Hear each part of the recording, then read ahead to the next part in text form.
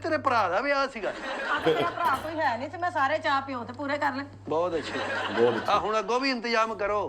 अगों भी मैनूं लगदा कबर कुबर दा कह दिओ ਸਾਨੂੰ ਤੇ ਇਹ ਨਹੀਂ ਸਮਝ ਆਉਂਦੀ ਉਹਦੇ ਮਾਮੇ ਨੂੰ ਚੌਲਾਂ ਦੀ ਬੁਰਕੀ ਨਹੀਂ ਮਿਲੀ ਵਿਚਾਰੇ ਨੂੰ ਪਾਣੀ ਨਹੀਂ ਮਿਲਿਆ ਆ ਗਿਆ ਕਿਸੇ ਨੇ ਪੁੱਛਿਆ ਹੀ ਨਹੀਂ ਨਹੀਂ ਨਹੀਂ ਇਹ ਤੇ ਗੱਲ ਸਹੀ ਆ ਮਾਮਾ ਤੇਰਾ ਹੈ ਭੁੱਖਾ ਹੀ ਆ ਨਹੀਂ ਵੀ ਭੁੱਖਾ ਗਿਆ ਵਾ ਕੁਝ ਨਹੀਂ ਖਾਦਾ ਹੋਣਾ ਤੇ ਜ਼ਾਹਰੀ ਗੱਲ ਹੈ। ਓਏ ਓਏ ਇਹੋ ਜਿਹਾ ਬੰਦਾ ਨਹੀਂ ਉਹ ਖਾਂਦੇ ਪੀਂਦੇ ਘਰੋਂ ਲਿਆ ਕੇ ਆਇਆ ਮੈਗੋ ਐਵੇਂ ਨਹੀਂ ਹਾਂ ਨਹੀਂ ਮੈਂ ਦੇਖਿਆ ਸੀ ਉਹਨੂੰ ਦੇਖ ਚ ਛਾਪਰ ਚ ਚੌਲ ਪਵਾ ਕੇ ਜੇਬ ਚ ਪਾਉਂਦੇ ਆ ਕਿਉਂ ਰਾਜ ਖਾਣੇ ਨਹੀਂ ਜੈਕਟ ਪਾਈ ਸੀ ਉਹਦੇ ਚ। ਨਹੀਂ ਤਾਂ ਕਿੰਨਾ ਸਫ਼ਰ ਆ ਇਥੋਂ ਗੁਜਰਾਲੇ ਦਾ ਉਹਨੇ ਖਾਣੇ ਨਹੀਂ ਰਾਜ ਤੇ ਪੈਦਲ ਜਾਣਾ ਸੀ ਉਹਨੇ ਸਫ਼ਰ ਏਡਾ ਉਹਨੇ ਚੌਲ ਪਾ ਲਏ ਬੱਸ 'ਚ ਦਿੰਦੇ ਕੋਈ ਰੋਟੀ ਪਾਣੀ ਦਿੰਦੇ ਚੌਲ ਦਿੰਦੇ ਆ ਤੇ ਚੰਗੀਆਂ ਬੱਸਾਂ 'ਚ ਦਿੰਦੇ ਆ ਏਡੀ ਗੈਰਤਾਂ ਹੁੰਦੀ ਉਹਨੂੰ ਡਾਈਵੋ 'ਚ ਭਾਉਂਦੀ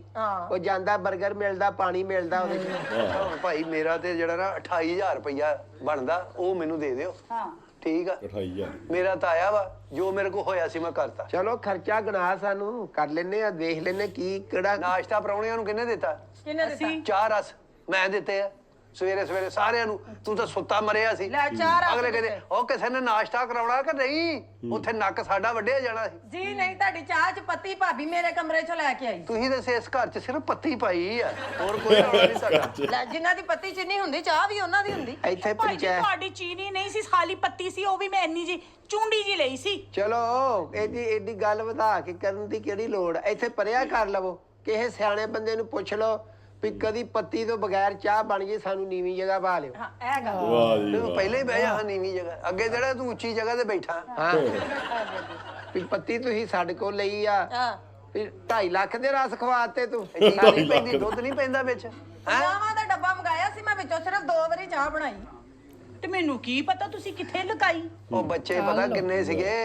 ਹਾਂ ਤੁਹਾਡੇ ਹੀ ਆਏ ਸਾਡੇ ਸੀ ਤਾਂ ਪਿੱਛੇ ਸਾਰੇ ਰਿਸ਼ਤੇਦਾਰ। ਇਹਦੇ ਦਰਜਨ ਕੱਪ ਉਦਣ ਲੈ ਉਹਨੇ ਨਵੇਂ ਉਹ ਜਿੱਥੇ ਚਿੜੀ ਬਣੀ ਸੀ ਉਹ ਸਾਰੇ ਤੋੜ ਗਏ ਉੱਡ ਗਏ ਸਾਰੇ ਚਿੜੀ ਬਣੀ ਸੀ ਇੱਥੇ ਹੁਣੇ ਆ ਆ ਫੇਰ ਕਾਂ ਬੋਲਦਾ ਫਿਰਦਾ ਉਹ ਅੱਗੇ ਪ੍ਰਾਹੁਣੇ ਗਰੇ ਘਰੋਂ ਇਸ਼ ਚੱਲ ਆ ਤੇ ਦੇ ਕੇ ਆ ਤੂੰ ਉਹਨਾਂ ਨੂੰ ਉਹ ਮੱਛੀ ਪਕਾਉਂਦਾ ਹੈ ਉਹਦੇ ਵਿੱਚ ਨਿੰਬੂ ਨੂੰਬੂ ਸੁੱਟਣ ਨੇ ਮੈਂ ਗਏ ਨਾ ਆਪੇ ਹੀ ਲੈ ਜਾਣਗੇ ਅੱਛਾ ਹੁਣ ਮੇਰੇ ਨਾਲ ਘਰ ਦਾ ਹਿਸਾਬ ਪਾਈ ਕਰੋ ਸਰ ਦੱਸੋ ਕੀ ਆ ਤੁਹਾਡਾ ਕੀ ਕੀ ਕੀਤਾ ਤੁਸੀਂ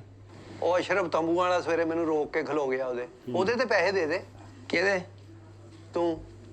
ਤੇ ਹੁਣ ਕੋਈ ਨਾ ਕੋਈ ਤੇ ਆਪਣੇ ਜ਼ਿੰਮੇ ਲਾ ਨਾ ਸ਼ੈ ਸਾਰੀਆਂ ਸਾਡੇ ਕੋਈ ਤੇ ਲੈ ਨਾ ਵੀ ਪਾਈ ਮੈਂ ਲਾ ਲਵਾਂ ਹਾਂ ਤੇ ਚੌਲਾਂ ਦੇ ਪੈਸੇ ਰਹਿੰਦੇ ਆ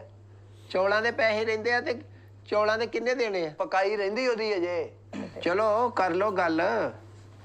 ਉਹਦੀ ਪਕਾਈ ਜਿਹੜੀ ਮੈਂ ਦੇ ਦਿੰਦਾ ਚੌਲਾਂ ਦੇ ਪੈਸੇ ਆਪ ਦੇ ਉਹਦੇ ਉਹ ਤੂੰ ਦੇਣੇ ਆ ਮੈਂ ਦਵਾਂਗਾ ਪਕਾਈ ਤੂੰ ਚੌਲਾਂ ਦੇ ਪੈਸੇ ਦੇਣੇ ਤੇਰੇ ਦੋਰੇ ਦੋਰੇ ਰਿਸ਼ਤੇ ਆ ਉਹ ਯਾਰ ਇਹ ਸਾਨੂੰ ਕੀ